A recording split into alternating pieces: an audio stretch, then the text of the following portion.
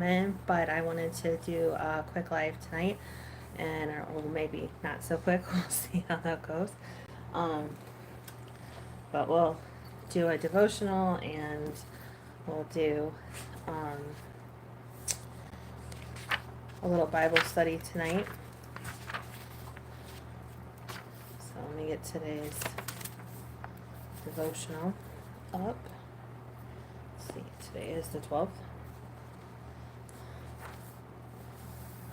So I'll just read yesterday's to start, but this was out of Hebrews 12:11. Since we are surrounded by so great a cloud of witness, let us lay aside every weight and sin which clings so closely, and let us run with endurance the race that is set before us. And I think that's a good verse about self-discipline, um, because we have to run this thing called life all the time. We don't get the opportunity to just walk away from it. That's not how life works, even though we'd like to step in and out of it at times. Um, but we do have to run this thing called life, and we do have to do the best that we can while we're in it. And that being said, sometimes it's hard, and we have to be disciplined. We have to keep going. We have to tell ourselves we're going to see something through. And sometimes that's harder said than done. And that's when you go to God and say, I need help with this. I need a chance to catch back up and get back on the horse and keep going. And what the devotional said is, Lord, your word tells me that you are not the only one watching. All of heaven rejoices when one of your children finds the truth, and the angels hang on our actions, minor and monumental. What a spectacle we must be. This awareness, when I recall it, motivates me to choose well, to work hard, to run long. Thank you for that.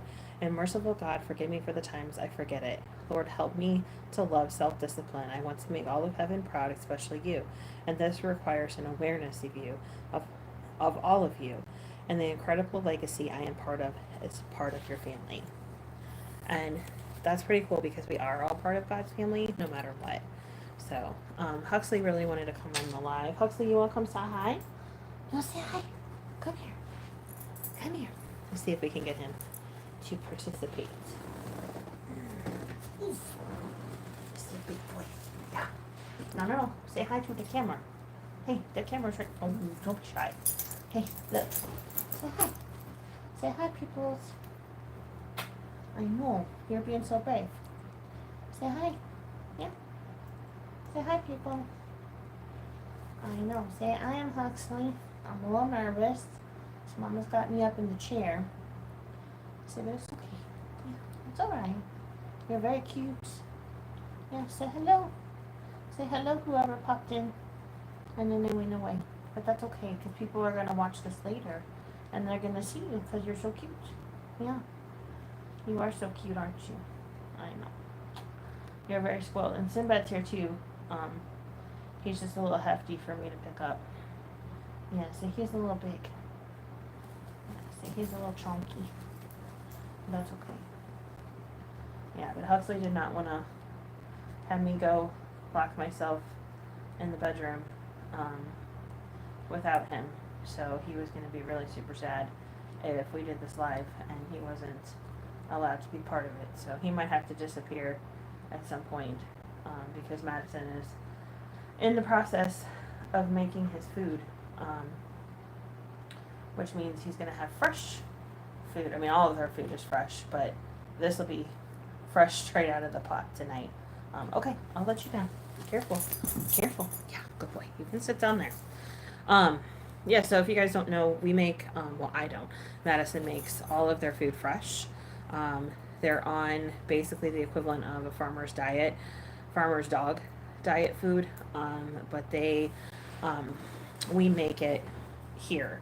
Well, Madison makes it here. So it's some recipes that have kind of been merged into something that our dogs like based upon certain recipes that we've researched and found on like Farmer's Dog and some other places on YouTube talking about basically human quality food for dogs. And then there's supplement that we buy straight from Farmer's Dog that has all of their vitamins and minerals and all the things. And then we put turmeric in there for their joints. We put salmon oil in there, which helps their coats a lot. It makes a huge difference in their coats, actually. I thought eggs were always really good, but the salmon oil makes a huge difference, especially this time in the spring. They're not itchy as much. They are very shiny. Their fur grows in really well. Huxley has some weird skin allergy things that dachshunds can get. He's got a spot on his ear and on his leg, and the salmon oil slowly and surely is making a big difference. So major props to Madison, because Madison makes their food every week, and it's a several hour process. You have to bake the sweet potatoes, if we have sweet potatoes in it. All the vegetables have to be chopped up really small, because even though our guys act like they have the world's biggest mouths when they're out barking at the whole neighborhood, they are very picky when it comes to eating. So they will only eat very small pieces. So anyway, I'm just going to go ahead and jump in to what I had planned tonight, and if people jump in, cool. If not, you guys hopefully will watch this on a rerun. So this is my, let's see, Thursday, Friday. So I was off, yeah. So tomorrow is my last day off. This is my third day off. It's been kind of a strange rotation because I worked extra last week. Hello, whoever just dropped in. Nice to see you. So I have kind of a weird, if I work overtime, it kind of messes me up for the next rotation because I'm trying to play catch up. But yesterday was absolutely beautiful here in St. Louis, and so was today. I went to the park and got some stuff recorded, which was great. Actually, the video that dropped tonight was recorded at that park. It's about 20-ish minutes from my house, but it was absolutely gorgeous, and there was tons of people out, so it was really nice. Other than the fact that I have to edit out a lot of little kids in the background, which thankfully the software that we have for me to use to edit will edit out a lot of background noise, so that's cool. But anyway, let me jump into today's devotional. This is the devotional book that I use. It's 365 Days of Devotional for Women. And I don't honestly believe the women, men, kids, whatever. I mean, I think there's some devotional and Bibles out there that are tailored towards younger people, and I think that's great, just because the language is more accessible for them. But as far as devotionals for men or women, I mean, I think there are some verses that are directed particularly at women or men, but you can't get 365 days worth of those, so whatever. But today, for April 12th, it's called My Real Future. And the verse is from James 4:13 through 15. Come now, you who say, today or tomorrow we will go to such and such a town and spend a year there doing business and making money.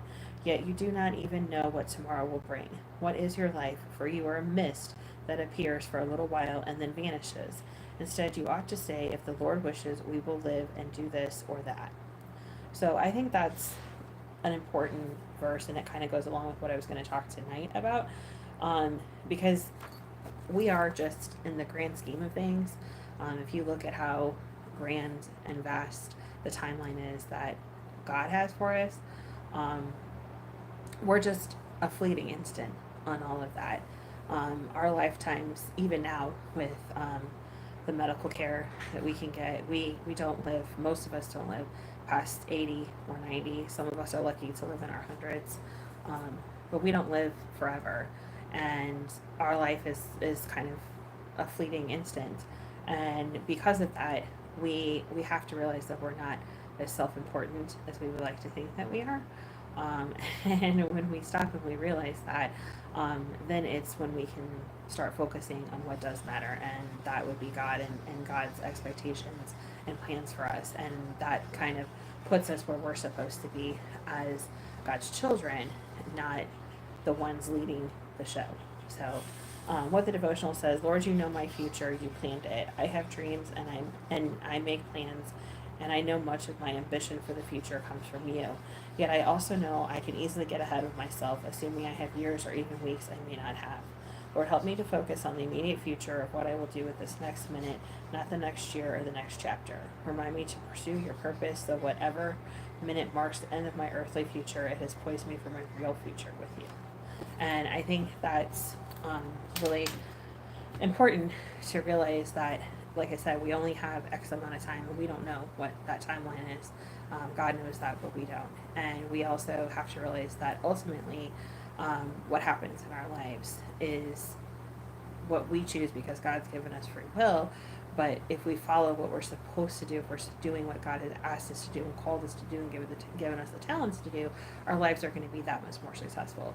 When we stop living for ourselves and start living for God, it makes a huge difference in how our lives are, how our lives go, how lives turns out, how much stress or not stress we have in our lives. So those of you who popped in, hi, welcome. If you're new here, I'm Jen. But I wanted to do a quick live tonight. There's a channel that I follow, and you guys should really check them out. It is called Broken Hearts Ministry, and the lady that runs it, she is amazing. Her and her mom go out in the community and provide opportunity for homeless people to get access to things that they wouldn't necessarily have access to. They drop off blessing bags, they drop off sleeping bags, clothes, food, just all kinds of things. And hello, Cozy Cottage. Thank you for dropping in. I appreciate it. Those of you that are here, you don't have to say anything, but if you want to say hi, I would love to recognize who's here. But please check out Broken Heart Ministries. Once this posts, after I shut down the live, I'll post her channel in the comments. But she's awesome, and I believe, and I don't want to misspeak, so please don't if I'm out of line here, but I believe it's her husband that does devotionals, and he talked about this verse that I wanted to talk about tonight, just because it really hit me, really kind of intensely. It's from Philippians 4:11-13. And I think, to me, it talks about the seasons that we go through in life, the good ones, the bad ones, and everyone in between. So the verse is that, not that I was ever in need, for I have learned how to be content with whatever I have. I know how to live on almost nothing or with everything. I have learned the secret of living in every situation, whether it is with a full stomach or empty, with plenty or little, for I can do everything through Christ who gives me strength. And depending on what version of the Bible you read, some people know it as, for I can do all things through Christ who strengthens me. But whatever version of the Bible you're reading, that's essentially what the verse is in Philippians 4:11-13. And I took that, and Gail's husband broke it down really well as well. He's a great person for devotionals, but he talks about, that's kind of how life is, that you have good times, you have bad times, and you have to learn how to live through them. And I was thinking about all the different seasons that I've been through in my life, and sometimes those seasons are really long, and sometimes those seasons are really short. And I think we've all experienced it, where we've had these really long, tough seasons where we're struggling with work or family or school or everywhere in between, and it's just really rough. And then I'm like, so trusting our spirit guides sent to us by God is always important and helpful too. I agree. God puts people in our lives for certain reasons, and we can learn a lot from them. I think that's how sometimes I wind up on certain channels, especially when I'm flipping through what YouTube suggests that I might like, and I've run into some really awesome people. The other way I've run into people that I enjoy is if I follow someone, I always kind of look through their comments, and I see who comments on them, and if they have a channel, I like to go check them out, because I figure if they're commenting on a channel that I like, I would probably like what they post about. And I've actually found a lot of awesome people that way. Actually, Cozy Cottage Homestead, I'm pretty sure that's how I found your channel, and your channel is really awesome. And if you guys haven't checked out Cozy Cottage's channel, it I could never homestead like you guys do and other people do. I am not made of that kind of strength, but people who do that, I have much respect, and I think it's awesome. And I love watching what you guys do, and just how you run your families and your lives, and the devotion that it takes is just incredible. And that goes back to this verse: is you have to, whatever you are doing in your life, whether it's homesteading, whether it's Rebecca, okay, I said this in my last live. I'm super bad with names, so you're probably going to have to tell me 50 times. I will remember everything about you, but I will not remember your name. So please forgive me, but I will try really hard. And you said it, it's hard work. I can't even imagine. I can't even imagine, even when you're sick, even when you don't feel like it, even when the weather's bad. You're bad at names too. Okay, well, we'll get along great. Um, but you have to get up and you have to do it. That's the thing about anybody that does homesteading, farming, um, teachers, doctors, nurses. There are certain jobs that you can't call in sick.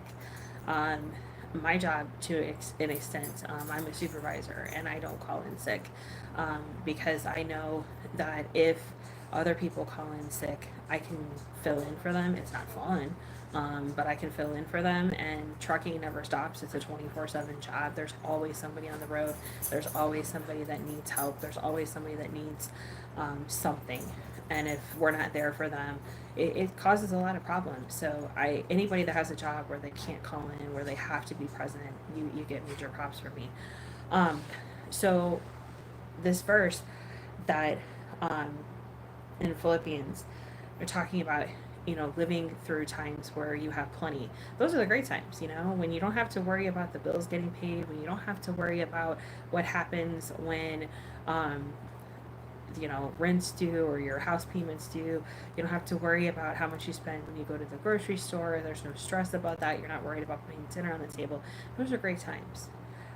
But the opposite, when you're struggling, when you're worrying about how you're going to make the bills all add up, how you're going to put food on the table, how you're going to make sure that the kids have clothes when they go to school, new clothes, because kids don't stop growing. Um, how you're going to make sure that your animals get fed, how you're going to make sure you get fed, so that you have the energy and the ability to do your job. Um, and when you're going through those tough times, that's like, man, you stop and you think, okay, what did I do wrong? Where did I mess up with things? Did I overpay something? Did I not prepare for something? Was I not, is this just not gonna work? And those are the times that we tend to run to God, and we should. We should run to God when we're in trouble. But the opposite, and this is what was really hitting me when I was thinking about doing this live tonight, is we don't always run to God when things are good. And I know for me, that is a personal failing of mine. I'm really good about going to God when I need help. Saying, you know what, I messed up. Things are bad. Can you help me out? Hello, Huxley. Yeah, hello, Huxley. Um, he's getting ready to go down, have dinner, so he's a little excited at the moment. Um, and yeah, I know everyone hears you. Everyone hears you. Um, so, sorry. Um, but I'm not good at going to God when things are good as much as I should. I do when I pray. I always start my prayers off with a praise. I always start my prayers off with being positive and thankful for everything that I have. But when I go to God when I'm in trouble, I tend to praise God even more because you're like, man, I really need your help to get out of this situation. And I think we as humans have this like need to bargain. Like, I'll do whatever you need me to do. I'll do, I'll work harder. I'll do this. I'll do that. At least the people that I know, sometimes we have this tendency to try to figure out how to get out of a bad situation. And I think what this verse is telling us, not only to persevere when we're having a tough time, but the need to be thankful during the good times. And that was what I really took home from that verse when I did a deep dive into it, is that I have to be thankful all the time. It isn't just good or bad or anywhere in between. It's being thankful all of the time. So, that was kind of a personal lesson for me out of it. And I wanted to, when I was thinking about this verse, I came across a couple of moments in my life that I wanted to share. They're moments that actually I haven't really shared too much with people. Um, I don't know if like, yeah, it's, but I think in terms of sharing faith, I think they're good teachable moments. So, I did 20 years of retail. I'm not real proud of that. But I worked in retail for 20 years. And when I was at Walmart, um, and this was in my late 20s, um, I was going through some rough stuff financially.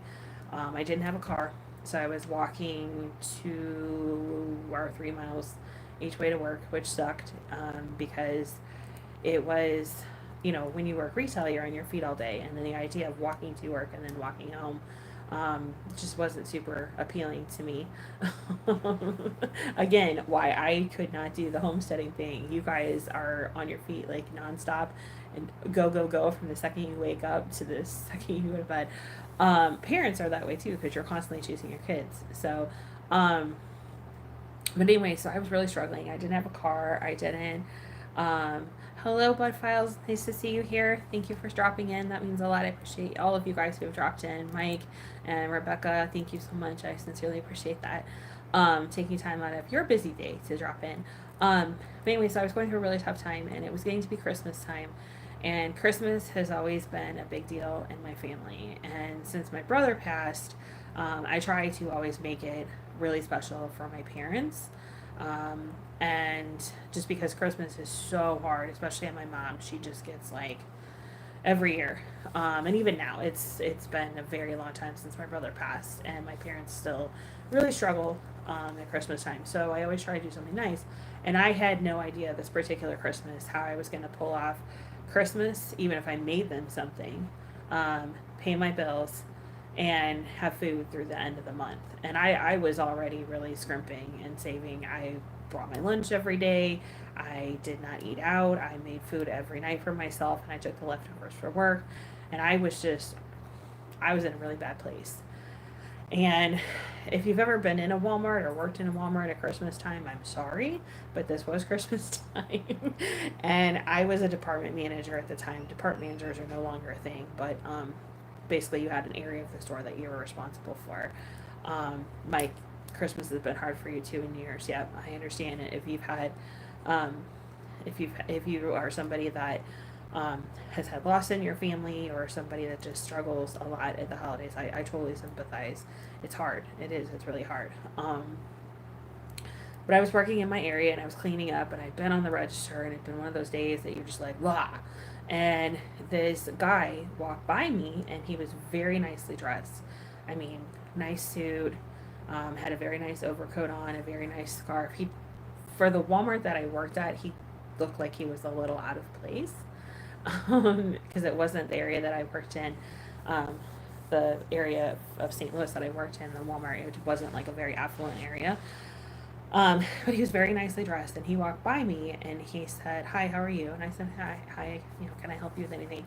And he said, "No, I just wanted to wish you a Merry Christmas." And he handed me this envelope. I'm gonna try not to cry. This story still really gets me to this day. And it was 20 plus years ago, and he handed me this envelope, and I tried to give it back to him because we're not allowed to take gifts at Walmart. That's the big thing with Walmart. So um, I went to, and he wouldn't take it back and he disappeared. And so I shoved the envelope in my vest pocket and I kind of forgot about it because it was just one of those days. But it was just the fact that like somebody was nice because most people in Walmart at Christmas time are not super nice. So that really touched me too. But I forgot about this envelope until the end of my shift and I went to take my vest off and, it fell out of my vest and I grabbed it really quick and I shoved it in my pocket and I went to walk home and I decided I was going to have so, I refilled my water bottle and I sat down for a second before I got ready to walk home and I decided for whatever reason um, to open it because nobody else was in the break room and I figured no one would get mad at me if nobody knew what it was. So I opened up this envelope and it was this very, very, very nice Christmas card. And it was very pretty. It had a church and it was lined with gold and I opened it up, and there was this handwritten note, and it said, "I hope this blesses you this Christmas. Have a very Merry Christmas. God bless you." And there was $100 bill. And back then, like $100 bill, this was 20-ish years ago, $100 bill was like life changing for me. Um, because I was so like just done that Christmas. It wasn't gonna happen. And it was so shocking because this guy didn't know me from anybody. Like I wasn't family or a friend or anybody. And at first, like in the back of my mind, I was like, okay, maybe that's a fake $100 bill. I mean, that's like how like blown away I was. Sorry, I don't mean to cry. That happens, but oh, you're welcome, Mike. Thank you for listening, and thank you for letting me cry. And Rebecca, thank you. It was so awesome. But like I said, I felt so ashamed because in the back of my mind, I was like, what if this is a fake $100 bill? And then I realized no, that and it wasn't. I mean, obviously it wasn't. But it just blew me away that like some random person would walk up to somebody and hand them this Christmas card with this beautiful handwritten note and $100 bill, and just walk away. And I part of me is like convinced that it was like not like even real, like it was so like it was almost like too perfect of a situation. But anyway, I at that time had really um been struggling with my relationship with God too. I was better than I had been in years prior, but I was still really struggling, and the holidays were really hard. And so um, that particular that particular gentleman changed a lot. He allowed me to um, pay off a couple of bills down a little bit, and I was able to get some stuff. I wound up making Christmas presents for my parents that year. I didn't have to worry about splitting up a paycheck to do Christmas presents or buy food, so that was nice. And I actually had a little bit left over, and there was somebody else that was struggling in this store like a lot, and she had kids. She was going through a divorce, and if you've ever tried to raise kids on your own, when you've gone from a double income to a single, it's pretty hard.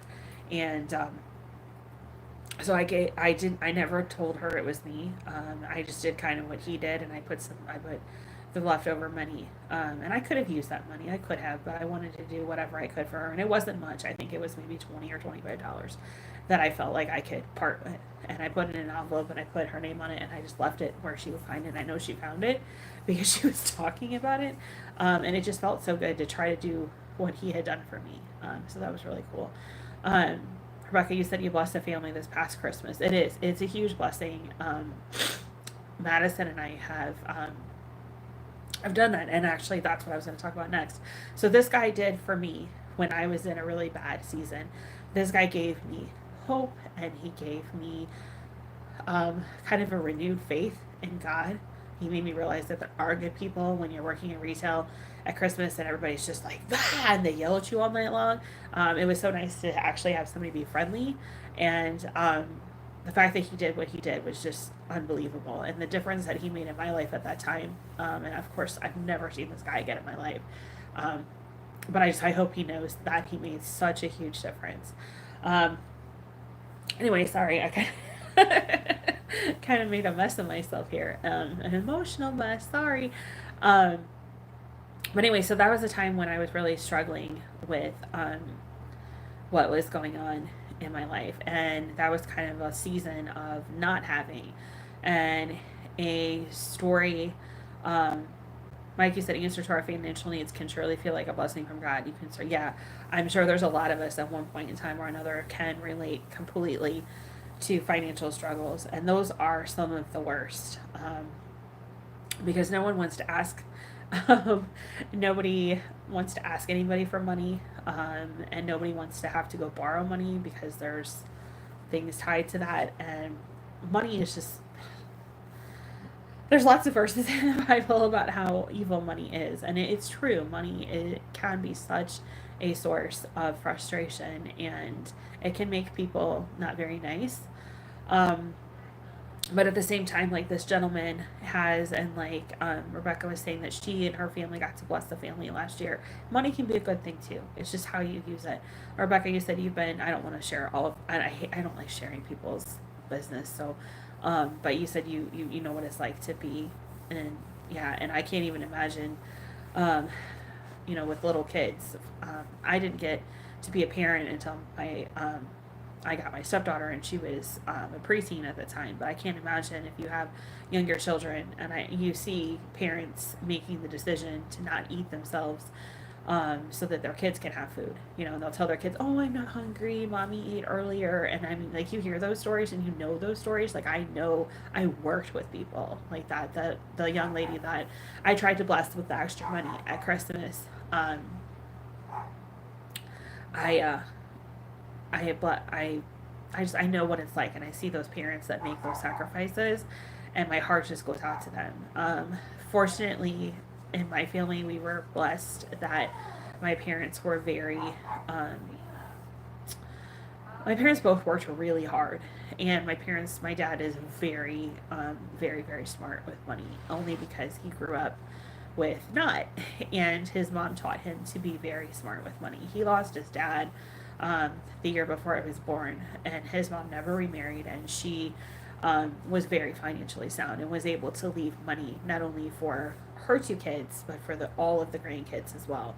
And there was, five of us, and that was, to her, that was a very important thing, to be able to bless not just her kids but the next generation, and so that was important to her.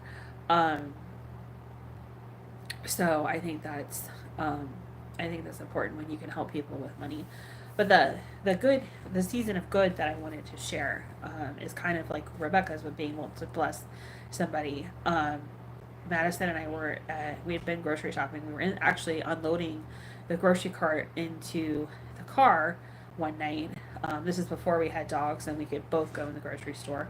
Now our grocery store trips, usually involve me staying in the car, babysitting, the dogs, and, Madison running in, and then the dogs barking at everyone in the parking lot, which is entertaining.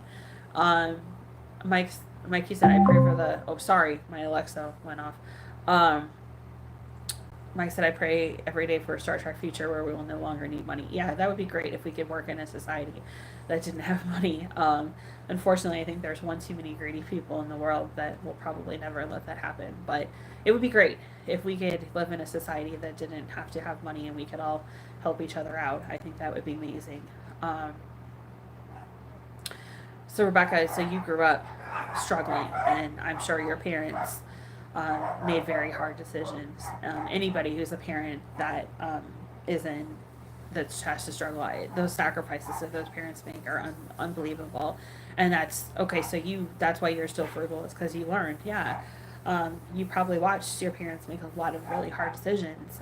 My dad's mom grew up during the Depression, and we kind of joked when she passed away. Actually, even when we moved her from, I'm gonna. Hi Huxley. Yeah, we're still on live. Okay, we're still talking to everybody. Sorry, my pack is a little rowdy. Um, but when we moved my dad's mom from her house to where she lived until she passed away, she was in a, assisted living. Um, we opened up all these drawers in the kitchen to help her pack, and she had a drawer of foil, and a drawer of, wax paper, and a drawer of plastic bags, and a drawer of paper bags, all that she had saved. And it was so hard for her to part with those. So that, because my dad's like, you really don't want to pack up all this old tinfoil to move, right? And she hesitated for a long time because that was one of the ways that she learned how to save money, was to not throw away things that you could potentially reuse again. Plastic bags, tinfoil, wax paper, paper bags.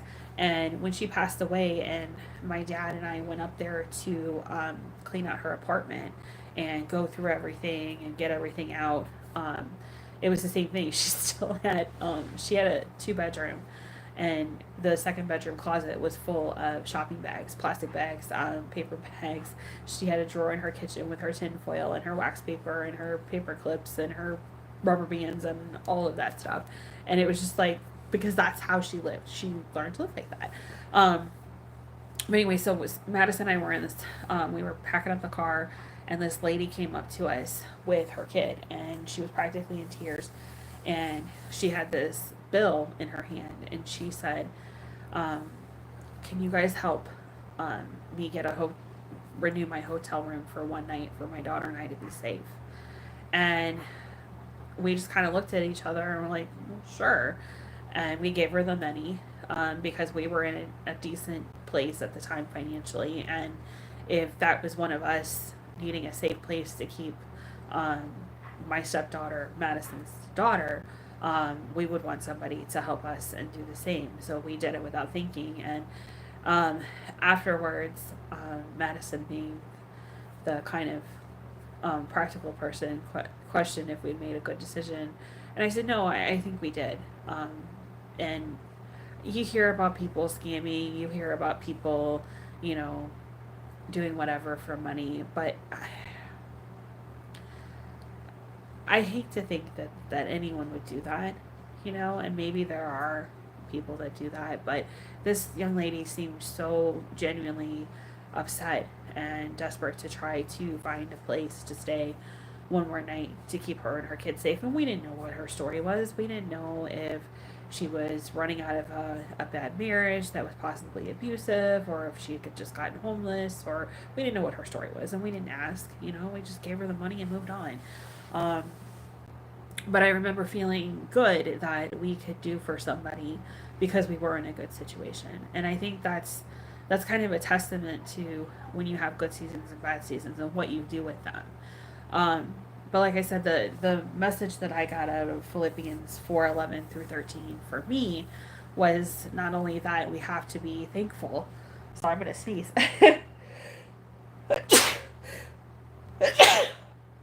I'm so sorry, guys. Uh, Hello, Careless Islanders. Welcome. Thank you for stopping in. Um, but the what I got out of the verses was that we not only need to be thankful that we have a God to go to. Thank you. Thanks, Rebecca. Um, Probably be a third one here in a minute, but that we should be thankful that we have a God to go to when we're in a time of need, but also that we have a God to go to when times are good. And that's, like I said, personally, that's something that I really struggle with, and that I need to work on more, is being thankful for when things are good. You know, and that's just, and that can be a day by day thing. You know, I'm gonna be totally honest with you guys. Today's not been a super great day. Madison and I got into a little bit of a disagreement. 100% my fault. Um, I'm a terrible decision maker, and that's about, I'd say probably 99.9% of our disagreements. We don't fight, but our disagreements are because I don't make a good decision, or I don't make a prompt decision. And that's something that I am definitely working on. So it was kind of a rough day. So I I want to work on that, and so that we don't have any more disagreements like that. But we have to be thankful in the good times and the bad times. So that was kind of what I wanted to talk about tonight. Um, so let's see other things that are going on. Communication is very important. I agree, and that's, we try to be really good communicators. That is, we talk out a lot of things. Um, I just I'm so bad at making in the moment decisions. Madison um, is so smart, and Madison just makes decisions like that and has already weighed out the good and the bad.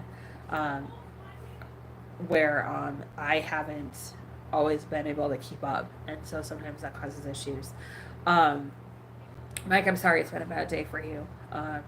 All of you guys are in my prayers, and feel free, anybody that needs a prayer request right now, feel free to drop one. I will definitely add it to my list. I didn't bring my notebook up here, but I'll go back through the comments. I have a notebook that I keep all of my prayer requests in, and when I post my weekly prayer video, anybody that asks for a prayer request, whether it's specific or not, I always write it down. And anybody that talks to me on YouTube. I always pray for you in general, and if you give me a specific prayer request, I'll definitely pray. But I always pray for anybody that reaches out in general, just because you guys are my friends, and that's what we do. So we take care of each other. Huxley, Huxley, do you want to say hi to everyone? Do you want to say hi? He's laying in his bed on the floor looking at me. So, oh, you going to bed, Mike? Well, get some rest. I hope tomorrow is a better day, and I will be praying for you that tomorrow is a better day. Reach out anytime, and you get some rest. I'm gonna grab Huxley, so hang on just a second while I step away. Come here, come here. You want to say hi? I know you want to say hi. Yeah. Come here. Oof. Come here. Come here. Oof. Oh, you're getting heavy. Yeah. Okay, let's say hi to all your friends. Come here. Come here. Say hi. Say hi. Say hello, YouTube. Say hello.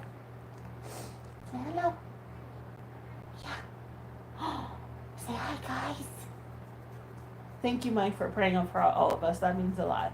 It does. Anybody who prays for anybody, you're awesome. Prayer warriors are awesome, aren't they, Huxley? Say yeah. Say people have prayed for you when you don't feel good.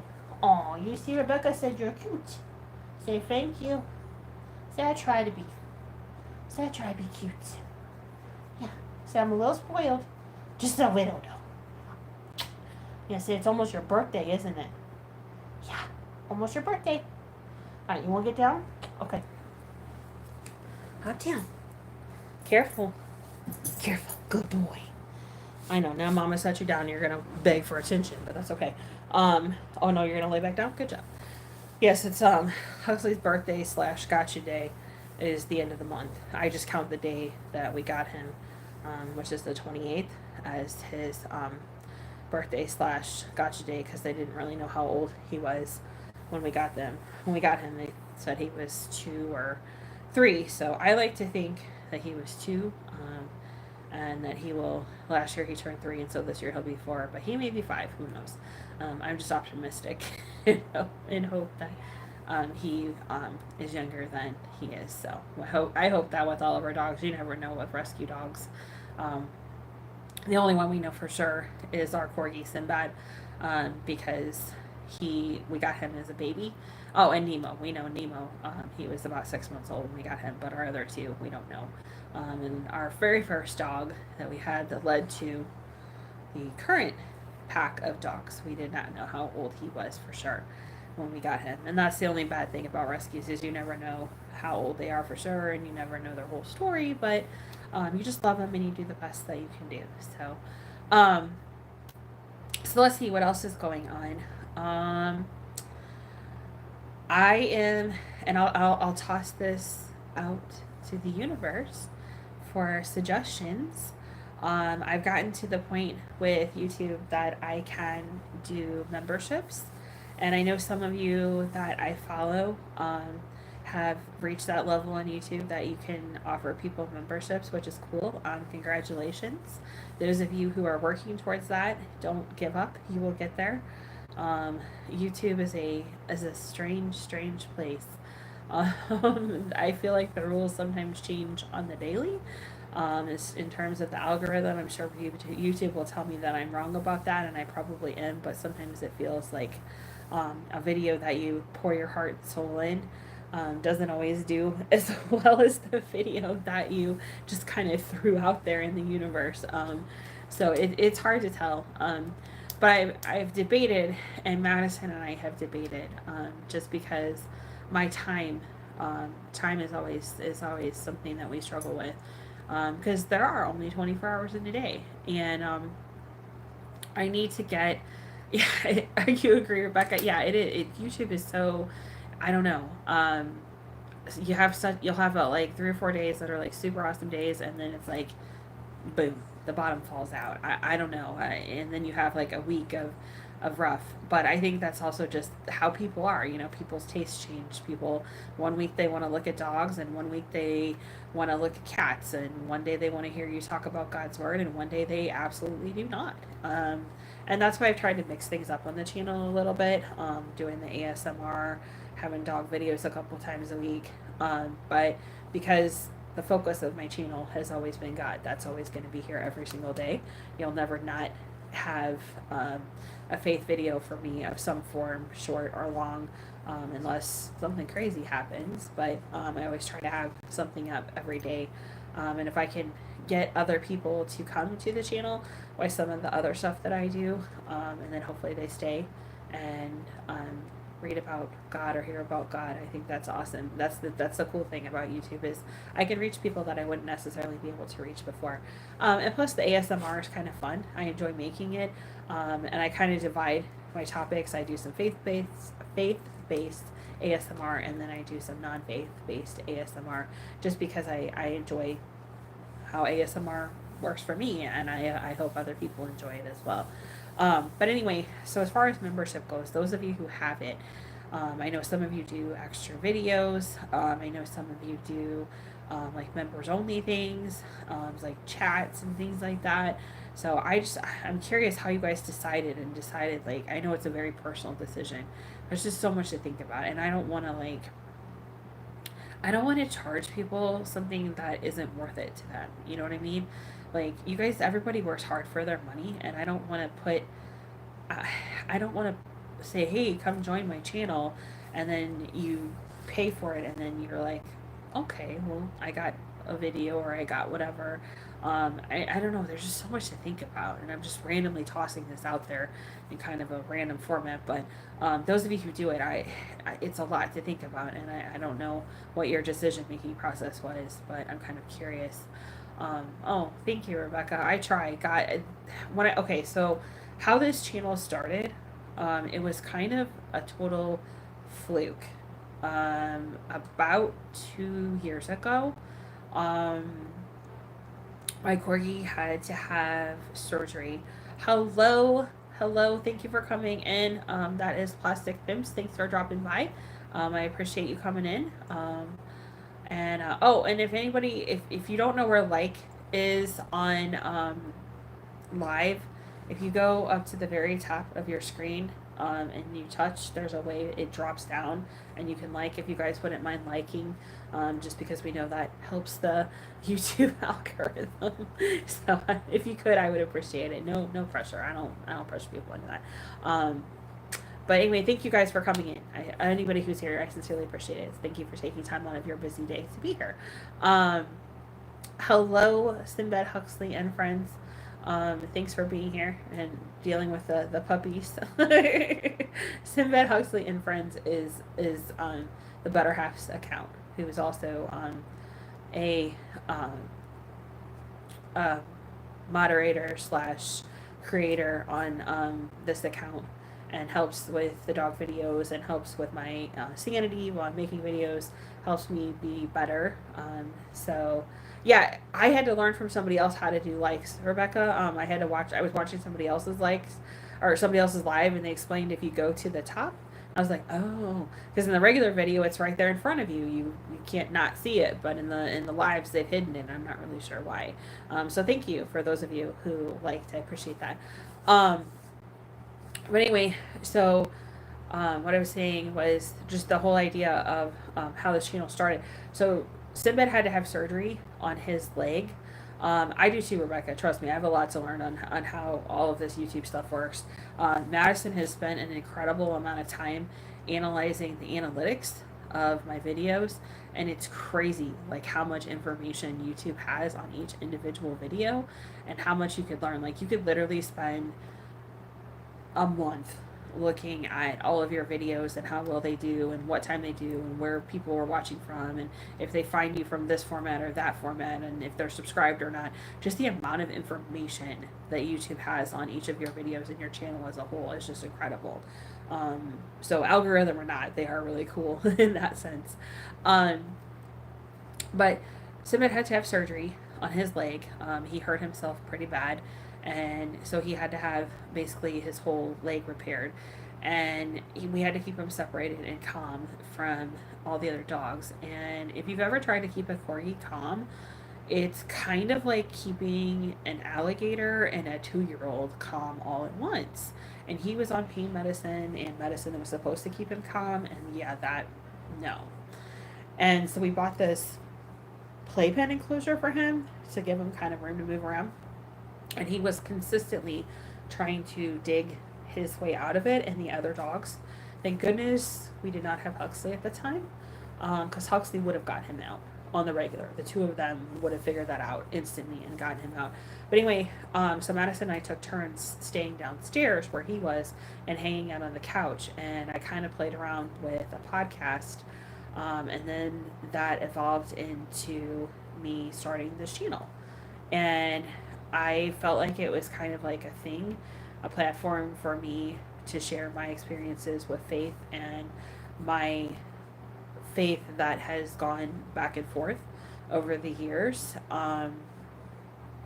So I, yeah, I wanted to share that because I think one of the beautiful things about the internet is that there's tons of information out there that wasn't available when I was growing up, when some of us that are close to my age or even a little bit younger, there just wasn't that information, especially about religion. And when I was struggling with my faith, when I was struggling with being mad at God about my brother dying, when I was struggling with this, that, and the other thing in terms of my faith, there wasn't anybody that I felt comfortable going to about that. And so I wanted to give somebody that maybe was struggling with their faith an opportunity to realize that they weren't a horrible person, that it does happen, and you can go back to God. And that was my ultimate goal, was to tell people that they could go back to God and that they could feel comfortable in doing so, because unlike some people, unlike what happens when you get in a fight with someone or you have a big blow up with someone and you quit speaking to one another and you try to go back, and we say that we forgive but we don't necessarily forget, God moves on and God loves you no matter what. And that's what's so amazing about the God that we serve, is that he forgives you, he takes you back, and it's like you never left. And I want people to know that. I want people to know that it's okay. And it's okay when you mess up. It's okay when should you keep sinning? No. But it happens. And when you do, you shouldn't beat yourself up about it. You should go to God, ask for forgiveness, confess your sins, and keep going. And I wanted to be able to tell people that is how it, that's the relationship that God wants to have with you, is one where you say, hey, I am messed up and I need your help, and let's keep going, because God is our Father, and like any parent, they want you to do well. They want you to be successful. They want you to be everything that they had hoped for you to be, and God has plans for us. God wants us, God wants us to be successful and wants us to do the things that he has called us and given us the talents to do. And when we mess up, we just have to keep going and, ask for forgiveness. So that was the original idea behind this channel, and it's kind of evolved into a lot of things. And part of the evolving of the channel is that I do want to reach a bigger audience, because I think if I can get people to the channel, the odds of them staying are better than not. And thank you, Careless Islanders and Rebecca. Thank you for your comments. I appreciate it. But yeah, if I can get people here, then the chances that they would stay and maybe hear some of God's word are higher than if I just did that. And there's some people out there that is their only focus, and I admire them because they are good at it. But I think you have to have, in some cases, you have to have a way to get people to come to God, because some people aren't willing to do it voluntarily. Some people need to kind of ease into it, and I never want to pressure anybody, because I don't want them to get in a situation where they feel like if I don't believe, if I don't change who I am right now, I'm not gonna, I'm not good and I'm not good enough, and then they run.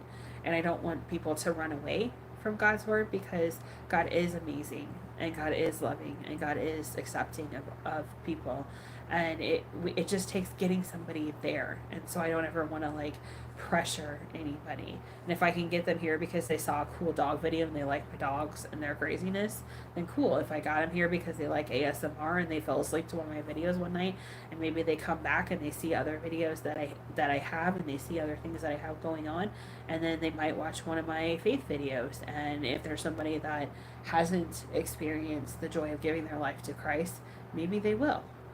Maybe that's all it takes is somebody not pressuring them, or maybe it just takes somebody planting that idea that God is what they have been told, that God is this amazing, loving being. And hi, Jason. Thanks for dropping in. I appreciate you. So yeah, if we could get people to our channels and we can get people to realize that everyday normal people believe in this loving, living God, then they're more likely to accept him. There's no pressure on YouTube. I don't pressure anybody to change their faith or change what they believe. I put it out there for them, and I tell them how wonderful God has been in my life and the things that I have seen in my life, and hopefully they will realize that God is a good God to serve. God is an amazing God to serve who loves you no matter what. But I don't pressure anybody to doing that because I wouldn't want to. I feel like when you pressure people to do something, sometimes that makes them run the opposite direction. It's kind of like when you tell a kid no and they want to do it that much more. Sometimes I feel like even as adults, we're the same way. If somebody tells us to do something, we're like, oh, well, okay, whatever. But if we get to make the choice, if we get to do it on our own, then we're more likely to do it. So that's kind of the theory behind my channel and kind of how it got started. So let's see what else is going on. I don't know. You guys have a lot of interesting things going on in your lives. You've seen Huxley. He's downstairs eating at the moment. He ran down.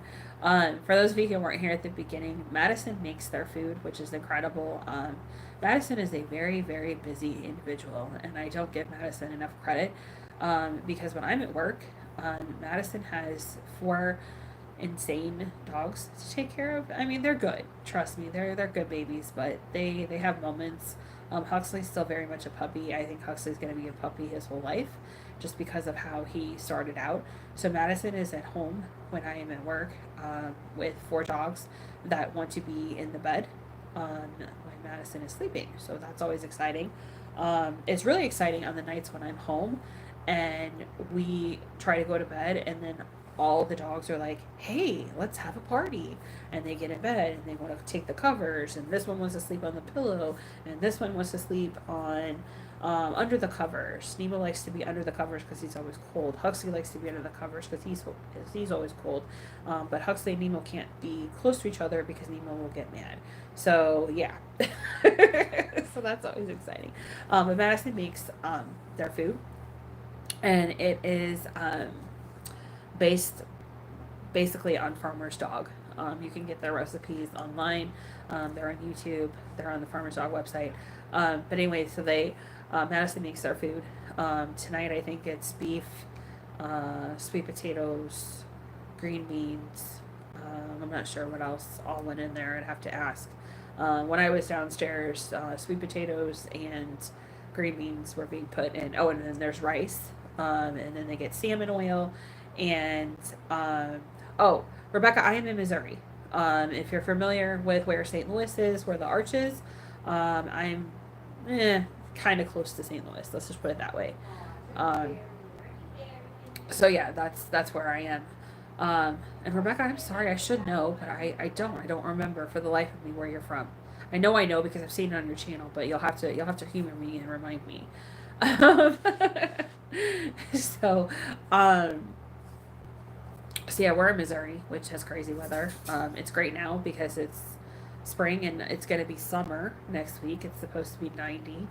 And then it's going to be early spring, fall again, and it's going to drop down into the 50s and 60s. So that's the cool thing about St. Louis. I guess it's cool.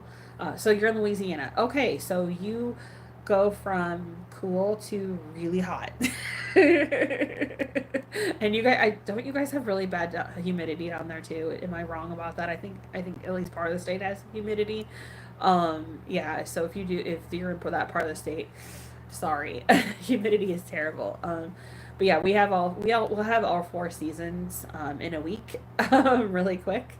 So yeah, yes and yes. So hot and humidity, yeah, oof, you're a very tough soul. But our dogs are loving it. We fenced in the backyard, I guess 2.5 years ago, and the dogs love it. We have a fairly decent sized backyard, so the dogs love to go out.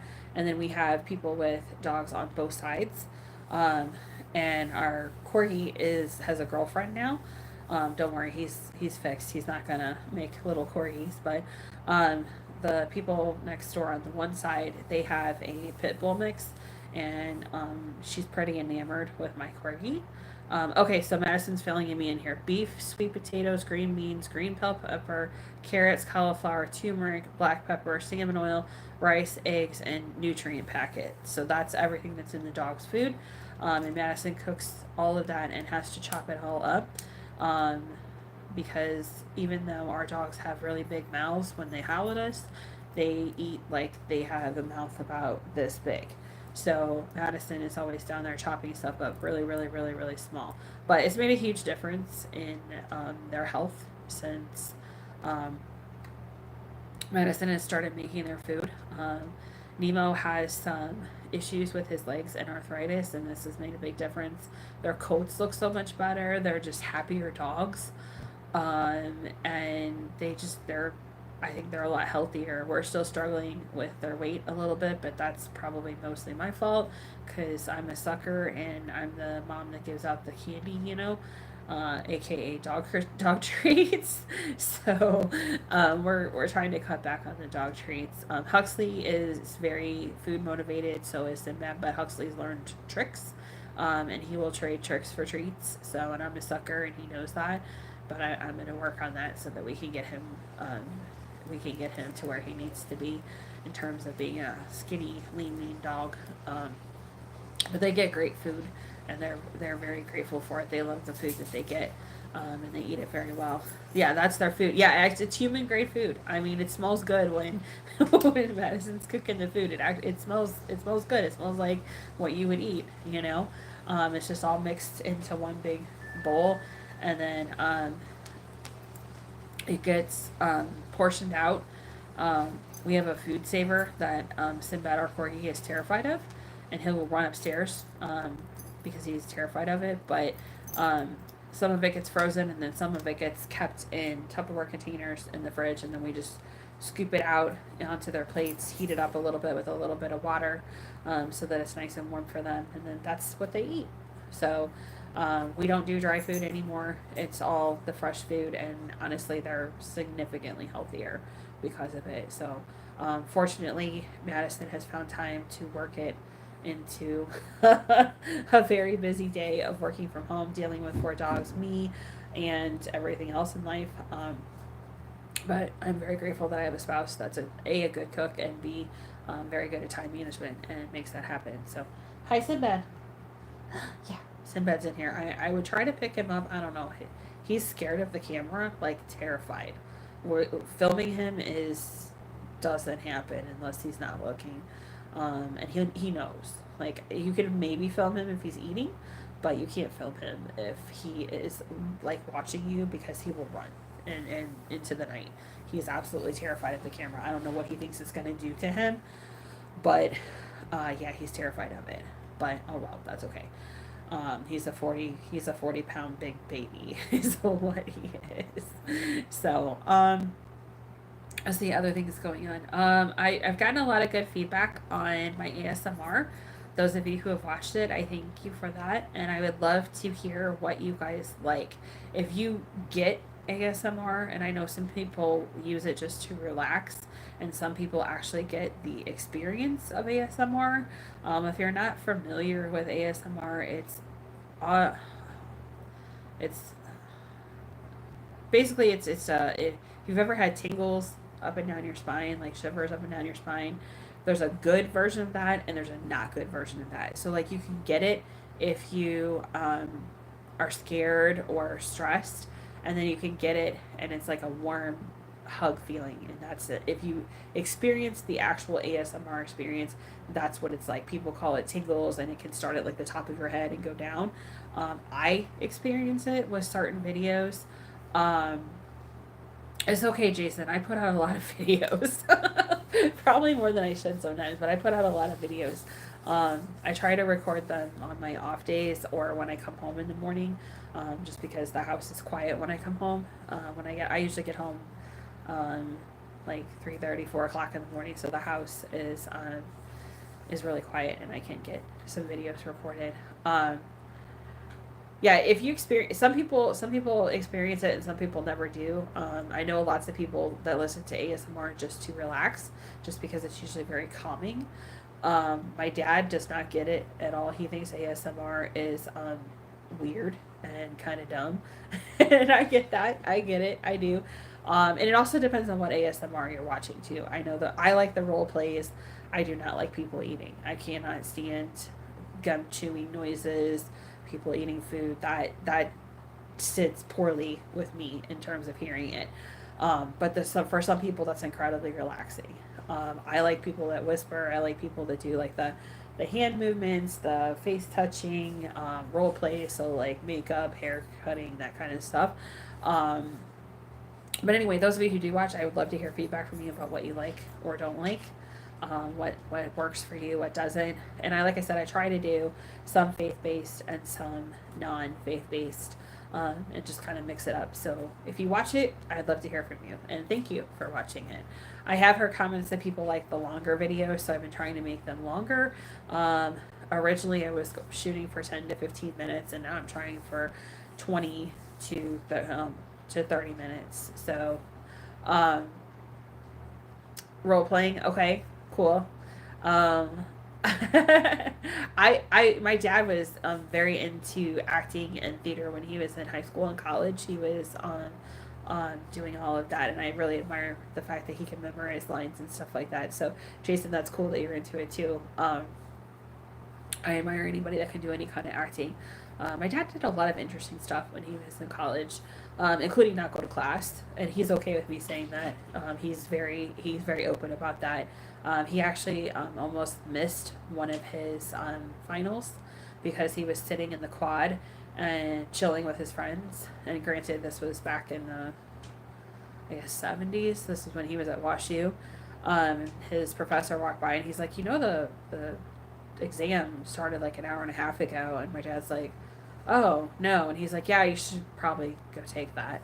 And that was back when like they would have the TAs proctor the exams, and of course, the professor's walking by, and here's my dad just chilling, drinking coffee, like no big thing. My dad was kind of a bad student, he'll tell you that, but um, his college career got interrupted. He finished his undergrad. That's actually where he met Rebecca. I totally understand about it being a long day. I'm so glad you got to drop in. Thank you so much. Thanks for being here. Thank you for all your nice comments. I need to catch up on your videos, but I will. That's the other thing. I have videos to catch up on too, but I will definitely catch up. So thank you for being here, all of you guys. Thank you for being here. I sincerely appreciate it. Get some rest, Rebecca, and I will talk to you again very very soon. Um, but my dad, when he was in law school, he started law school and then he got drafted and he went over to Okinawa, and he and my mom hurried up and got married so my mom could go with him. And so he stopped, and basically, I think he finished his sophomore year of law school, and then he went back after he got back from Okinawa. That was Vietnam War is where he was. He was in the Navy, and then he was an officer. He got made an officer because he was in law school. So he didn't see a whole lot of combat. He did see some pretty not nice things. And we have just now recently started talking more and more about that. Um, and he was involved in some court martial stuff with some um, people that had done some pretty heinous things while they were over there. And I can't say that it was necessarily their fault. There was a lot of horrible stuff going on over there. But he's just recently started talking more and more about what happened over there. But then he came back and he finished law school. Um, my mom was teaching. She was working. She was already working as a teacher when her and my dad got married, and then she continued to teach when they went over to Okinawa. She taught back then. It was called remedial English. Now I believe it's called something like it's not special education English. It's more just people that struggle with English. So it's kind of like um, the class that's kind of at a slower pace, basically. So she was teaching English to not only the students there on the people that had kids there on base, but to some of the Okinawan children. She was teaching English, and then she came back and she was teaching here, and then she was teaching when my dad was finishing law school, and then my dad finished law school, got a job at the only firm that he worked at. He worked at the same firm from the day he got hired until the day he retired. And then I came along, and then well, that's that. But anyway, so yeah, that's kind of. But his stories from college are pretty funny. About him not going to class or missing stuff because he was out playing around. So, anyway, we've kind of wandered all over the place tonight again. That's the nice thing about these lives. So let's see what else is going on. Oh, Trucking Tuesday. I don't know if you guys, those of you who, thank you, Jason. My dad is a really cool guy. He's a very fun person. I need to get interviews with both my parents recorded and up. You guys would like my parents. They're kind of wild. Yeah, I agree, Jason. When I get going, it's kind of, I'm all over the place. But you gotta have fun in life, Right, Huxley? Yes, I know. Do you want to come back on? Do you want to say hi again? Or you let me know. You let me know if you want to come up. But anyway, so I started doing Trucking Tuesday this past week, and that's going to be a regular feature on the channel, just because I think my job's kind of interesting. Yeah, it's an interesting job. So, yeah. Jason, I hope that's a good yeah. When I was talking, I don't mean to talk about you out of turn. Sorry. I know I get kind of wild and crazy too when I'm on a roll. But not that that's a bad thing. I admire the fact that you can be kind of freeform, especially in live. So don't take that as a bad thing, Jason, please. But anyway, so Trucking Tuesday, just because I think I have kind of a unique perspective on the trucking industry, and I've gotten close to several of my drivers. There's drivers that call in a lot of the nights that I'm working, not because they need to call in because they have a problem or because they need anything. It's just kind of to check in and say hi. And I realize that those people, plus one for my dad. Yeah. Thanks, Madison. Yeah, he's kind of crazy. I think that's where I get some of my weirdness with it. He's okay with me saying that, I'm sure. But so Trucking Tuesday actually was an idea that Madison gave me to talk about what I do. Just because I think it is an interesting job. The whole transportation industry as a whole is interesting. If you don't have a lot of experience with it, it can be pretty wild to hear about. When I got into trucking, I had left retail and I got into an industry that I knew nothing about, and I was starting completely from scratch. Fortunately, I started with a pretty small carrier, and I learned. I had to learn the business from scratch, and it really put me in a weird place because I was used to retail and knowing, pretty much day to day how things went, and having to be put in an element that I knew nothing about, and I had so much to learn. There's so many laws and regulations and stuff that you just have to know how to deal with. If somebody can't scale out their load, if somebody blows a tire, if somebody's running late, if somebody gets pulled over by the police, there's just so many different situations that you have to learn so many things about really quick. Because it's an industry that never stops, and so it's kind of cool. And the office perspective of it is fun just because I have to know what the drivers know.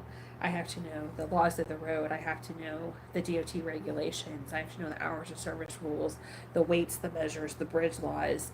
Though I don't know all the bridge laws by heart. I have a cheat sheet for that. But hours of service, I kind of know like the back of my hand. And actually, we're going to be talking about that on this Trucking Tuesday. But I have a copy of what logbooks used to look like. They used to look like this. They used to be paper. And now they're not. Now they're all electronic. By law now, in this country, they're all electronic. But we'll be talking about hours of service. And so, Trucking Tuesday, if you guys have questions about the industry, about what it's like working in the office, about what it's like being a driver, I'm going to try not necessarily to put a driver on, just because I don't want to mess with their downtime and their sleep time. But I would like to get some quotes from some of my drivers. I actually found out that some of my subscribers are drivers. Jersey loves Steph. If you haven't checked out her channel, she sings, but she's also a driver. She's really cool. New Creations in Christ, I believe they either are a driver or they have a kid who's a driver. I know one of my subscribers has a son who drives in Texas. Um, yeah, Jason Stephanie, she's a driver. But I know there's a couple people that have come to me and talked to me about experiences working with or knowing people who drive, and I would love to. Excuse me. I'd love to hear from you guys if you've had that experience, because drivers are pretty cool people. It's just like every other industry. There's a few bad apples. You know, there's a few people that are cranky or whatever. Sorry, I gotta get a drink. Um, but for the most part, drivers are really cool people, and a lot of them have really crazy stories to tell you. Um, and they're also really good cooks. we have at the we have one main terminal for my company, and it's where I work at. We have a lot of people that work from home that are quote office people, but work from home, and then um, we also um, we also have offices in other countries that work with us. So that's kind of cool, and it's also kind of weird because of all the time zones. Um, but um, the drivers, we have three barbecue grills, really nice patio for them, and then a full kitchen that they can have access to at our terminal. And those guys, when a group of them they'll tell each other, they'll all message each other, oh, I'm going to be at HQ Saturday, or I'm going to be there Sunday night, or whatever, and they'll kind of plan and they'll kind of make a group and they'll go grocery shopping and they'll cook. My last rotation, they made they smoked chicken wings all day, and then they barbecued them and put this sticky sauce on them. They made macaroni and cheese. They made this thing called cowboy corn. They made cornbread. They made all kinds of stuff. And they will um, bring plates of food upstairs because they make way too much food and they get way too loud, and I have to go downstairs and tell them to be quiet. But no, most people that drive are really cool. Like I said, they have a lot of stories about what's going on out there in the world. Um, the dogs are barking. Whatever, I have no idea. So they probably heard something outside. Um, oh, Jason, you're making your own barbecue sauce for the first time. That sounds interesting. Um, Madison makes some killer um, pork steaks on the. We have a pellet grill out back, and basically it allows you to slow smoke. I'm probably saying this wrong. Madison's probably gonna have to pop on and correct me, but basically it allows you to very slowly smoke food at a very low temperature, and it comes out like amazing. Pork steaks come out like you could literally cut them with your finger. They're like butter soft and they're so good, and they'll have like a smoke ring on them, and they're just amazing. Who's up here? Oh, that's Huxley. Okay, everybody else went downstairs, but Huxley's still up here. Anyway, so yeah, making your own homemade barbecue sauce. It's not gonna be sweet. Yes, Madison is my better half. Madison is the better half, and my biggest fan for sure. I'm very blessed in the fact that I have a spouse who is amazing, even though sometimes I'm difficult to live with. As is my dog. We are both very difficult to live with sometimes, but Madison is super awesome, and I am very blessed. We've been together 19 years now. Not married the whole time, but 19. We've been together for 19 years. So if I'm wrong about that, I'm sure Madison will pop in and correct us. Yeah, better half. Yep, definitely better half. Madison is definitely the better one. Yeah, we've been together for 19 years, so we actually met at Walmart. It's kind of a funny story. I think I'll close with this story. So, Madison is a computer person, um, and at the time was working for a company here in St. Louis that does like the register systems and inventory systems for small retailers, small restaurants, and then Madison was also working part time at Walmart just for extra Christmas money because um, Madison's daughter, my stepdaughter, was still younger at the time, and Christmas kids want money, things like that. So Madison was working part time at Walmart, and that's actually where we met, and that's where we fell in love and all that stuff. So, but yeah, we've known each other from the good old retail days. So, um, anyway, so that's where we met, and one day I'll have to do a whole video on that story. But yeah, we've been together for a long time, and I'm very lucky. Because like I said, sometimes I'm difficult. So, let's see what else is going on. I think that's pretty much it. Like I said, Trucking Tuesday's new. So if you have questions about the transportation industry, if you have questions about what it's like to be a trucker, or you want to know how they do things, like how they do laundry, how they go home and see their family. There's all those weird things like you don't think about somebody who's on the road all the time, like how they do anything. And it was something I had to learn about too. Um, so someone should listen to you do a talk. Well, anytime, Jason, you can jump on. We can do a live together if you'd like. I know that's possible. I have to look up the logistics of it, but I know you can have more than one person doing live. I've seen people with the split screens. So sorry, guys, I'm fidgeting here. It's a bad habit, but um, anyway, so yeah, a couple questions for you guys just to kind of reiterate what I dropped out there tonight. If you have questions about Trucking Tuesday that you'd like to have, if you have questions about Huxley, feel free. He's crazy. That's the best thing I can tell you. All of our dogs are crazy, but they are awesome. We love them to death. And they're very spoiled, but there's on their own side. If you have questions about ASMR, or you have comments about videos, or if you'd like them longer, shorter, certain triggers, let me know. And then those of you who have the ability to have memberships on your channel, I'm just curious if you're willing to talk about your experience of making those decisions, because that's something that Madison and I are still debating about. Ninja. Yeah, you do. You do need to talk to people, Jason. You should. You should get on here and get on here and have lives with people. I think people would love to hear you talk. I think it's fun. I flip through live sometimes, um, just one because I want to see who's on, and two just because I think it's interesting what people put on their lives. There's people that have their pets on there. There's people that show themselves cooking. There's people that show, they just do a sit down. And things like that. Jason will have to. I don't know. You'll have to ask YouTube why it won't let you go live. Because I don't know. I don't know. I know there was. I think you have to reach a certain point until you could go live, but I'm not sure what that threshold is. Um.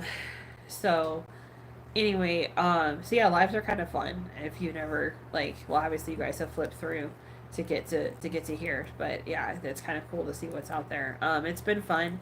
Um we watch a lot of dog content creators at my house, and we when they've done lives or when they've done behind the scenes. We watched Layla the boxer with Layla and Luna, and she does behind the scene videos. It's really cool. I've never seen her go live. Handy and Olivia used to go live every once in a while. I know they don't now, but they've done some behind the scenes videos. That's kind of cool. So I like to see what people are doing out there in the world. It's kind of interesting, just because YouTube is a worldwide community. I may not understand the other languages that are out there, but I like to see what people are up to. There's some people that are out that do Crusoe. Oh yeah, Crusoe does lives. Crusoe's done lives and behind the scenes. Crusoe is awesome. So yeah.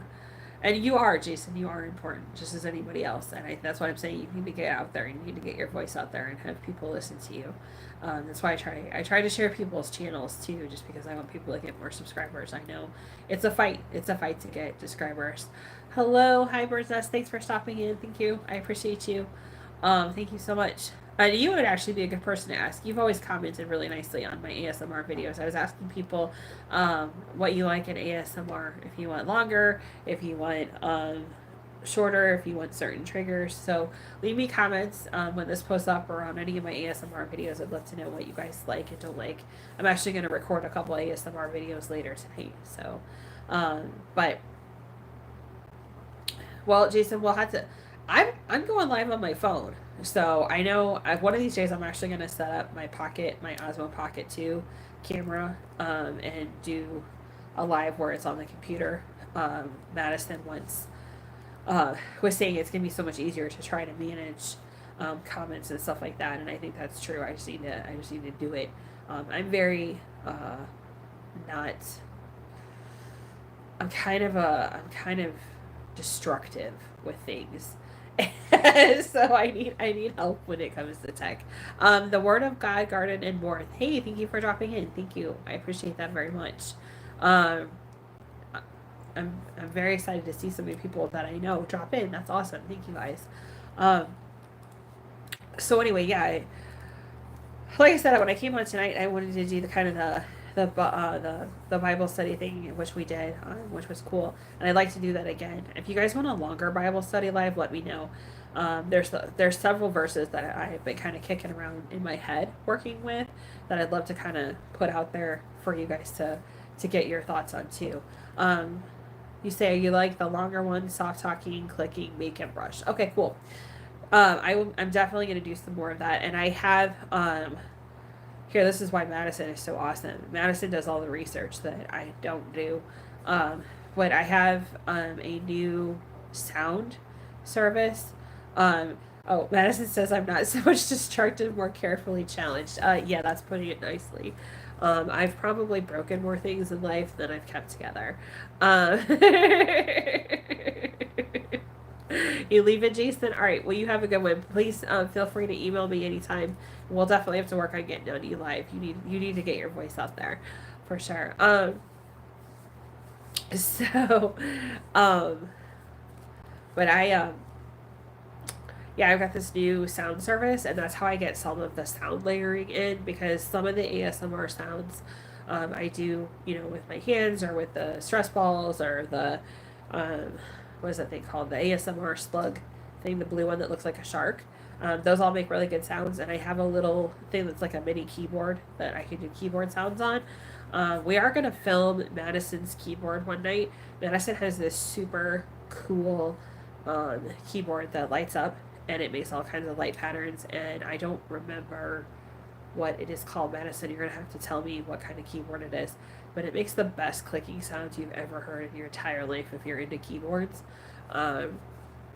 But then it lights up too, and we're going to dim the lights in here so you guys can have that little light show. It'd be really cool, and I think we'll just do a whole, like, I don't know, 10-15 minutes of that I can cut in and out of videos at a later time, and then have that one long video too. But we'll have that. But anyway, so yeah, I'll do some, but the epidemic sound that I have kind of cuts in some. I can enhance the brushing sounds. I can enhance some of the clicking sounds. That's how I get the rain in the background. That's how I got the ocean waves in the background. So that's cool to be able to have that, and I'm super super excited to see what all it can do. The video that dropped this evening, I put the fountain sound in there and the bird sounds in the background because I had some of it that picks up on the mic, but by the time I edited it out, the little kids screaming because there was quite a few of them. There was lots of parents there with lots of really little kids, and you know how little kids are. They can go from like 0 to 100 really quick when they're excited, and I didn't want that to be distracting in the video, so I went and edited back in fountain sounds and bird sounds because I thought it was peaceful and relaxing. So that's how I cut some of the sounds into in the ASMR videos. So, and let me know what you guys like and don't like. Somebody commented on one of my videos I had the wave sounds up too loud, and I apologize. I will definitely work on that. Especially with ASMR, it's hard to not have stuff. I don't want to drown out my voice, but I don't want to make my voice too loud where it's not relaxing too. So it's a work in progress, so to speak. So let's see. So ASMR videos I'm going to do tonight. I'm going to do a couple of them. I think I'm going to do another I'm going to do kind of like a focus on me thing. If you've seen ASMR videos like that where you kind of draw your attention to whoever's speaking, and that's kind of calming to just have to focus on one thing. So I'll do one of those videos. I'm gonna do an ASMR faith video about mental health. I dropped the mental health video that was just kind of a talking one today. I'm gonna do an ASMR one about that with some verses I found for mental health support, and we'll see what else we come up. Oh, I am gonna record a Huxley video tonight. I owe you guys a Huxley intro video, and then some of you guys submitted questions, so we'll get those up too in a separate video once we do his little introduction. So if you want to know about our little dog friends, feel free to ask. I'll post that up here pretty quickly too. And then I've got to record Trucking Tuesday, and I'll be talking about hours of service and the fun stuff that goes along with that. So that's the videos that I have coming up for you guys in the next couple of days, at least the long form ones. So I think I am gonna shut it down here because it is 9:30. Yeah, so it's 9:30 here, so I'm gonna shut it down. Thank you guys so much for dropping in. I sincerely appreciate it. Feel free to leave likes and comments afterwards if you have questions or anything you want to add. I would love to hear from you guys. I always love hearing from you guys, and thank you. And those of you who have channels, I'll be catching up on videos here pretty quickly, and I will talk to you guys again really, really soon. This has been really fun. Also, let me know if this is a good time for you. I'm going to try to do another live. I go back to work Sunday, and then I'll be working Sunday, Monday, Tuesday, Wednesday.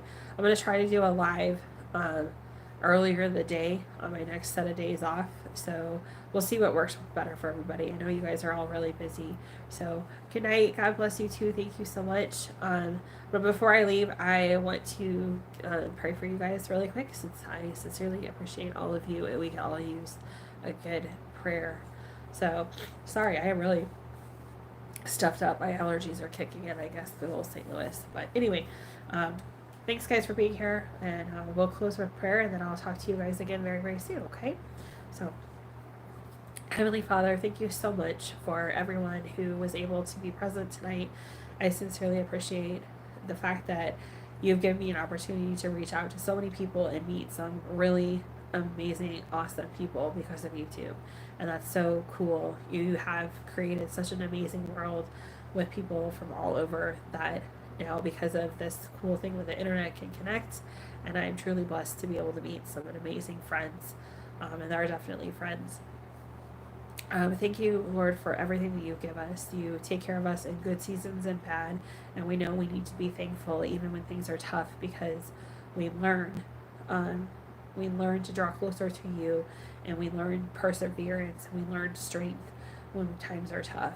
And please let us learn to run to you, not only when times are bad, but when times are good, to be thankful. And we are thankful for everything that you do for us, God. Thank you for all of our families, our friends, and everything that you do in our lives, every aspect of our lives that you touch, and for the fact that you are a loving and living God who cares for us, who wants to be here for us, and who wants the best for us. And for that, we are truly grateful. For anyone who is going through personal strife or struggles, anyone who is in a bad place right now and in a tough season, Lord, I ask that you reach out and touch them and help them feel your love and healing powers, and so that they can feel better and not feel alone during their difficult times. Thank you so much, God, for everything that you do for us. In your Son's holy name, Jesus Christ, we pray. Amen. So thank you guys for joining. Thank you everybody for being here. I sincerely appreciate it. Your time means a lot to me. You're awesome people. And we will get together again live very, very soon. And keep an eye out for some new videos. I look forward to hearing your feedback on them. And don't worry, be honest. It doesn't hurt my feelings. I would rather know if we need to do something different or something more. And we'll make it work for everybody as best we can, okay? So you guys take care of yourselves. Be blessed, be safe, and we'll talk soon. Bye. Bye, guys. Oh, Nayless, thank you for stopping in. I appreciate you. Bertha, Jason, Mike, Cozy Cottage, Word of God and Garden and More. I'm trying to think who else all stopped in. Let me scroll back here. Bird's Nest, thank you for stopping in. I'm trying to make sure I didn't miss anybody. But everybody who stopped in, I sincerely appreciate it. Um, Plastic Pimp stopped in earlier. Um, so yeah, thank you guys for stopping in and following and giving me your time. And I will talk to you guys again soon. Bye.